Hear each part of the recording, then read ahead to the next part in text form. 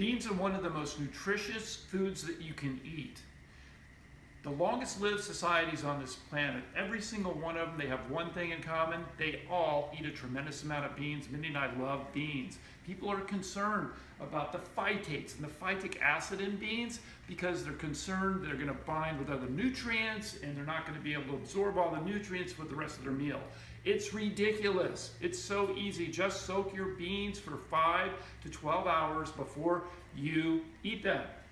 I've got 2 cups of white beans here, and I always soak right before I begin my hot soak. It's that simple. There, I've got my beans.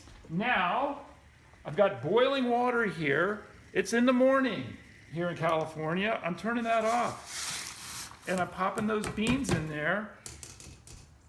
And I'm going to let those beans soak until about 4 o'clock this afternoon. 9, 10, 11, 12, 1, 2, 3, 4. That's 7 hours. You can soak them for 2 days. You can soak them as long as you want. My point here is that plan ahead, get them soaked so they're going to be ready to go, and make enough so they're going to have some in the fridge for 2 to 3 days. That's what Mindy and I do.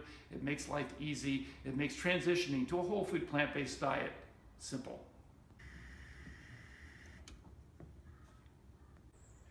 Okay, so what we've done, I've soaked these white beans now for a little over 8 hours. So what you want to do after you've soaked them is you want to drain all that water again to make sure you're draining off all the phytate. So that's what I do right there. And now I'm going to put them back in there.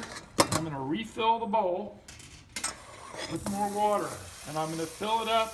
We started with 2 cups of beans and about 8 cups of water. I don't think you can use too much water.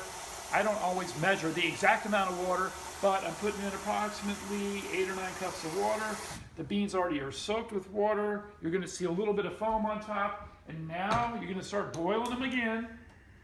And then you're gonna reduce the heat and cook them for 1 to 2 hours, depending on the type of beans. These white beans are gonna cook for approximately 2 hours, and they're gonna be fabulous. We're gonna have them for dinner tonight.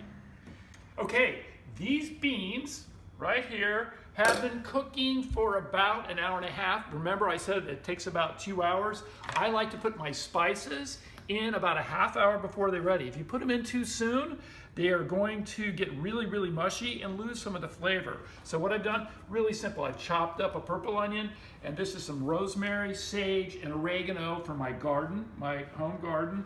It's gonna go right in the beans, bam. So again, how long did we soak? We soaked for over 8 hours with these beans. And now they have about maybe a little bit less than 1 hour to cook.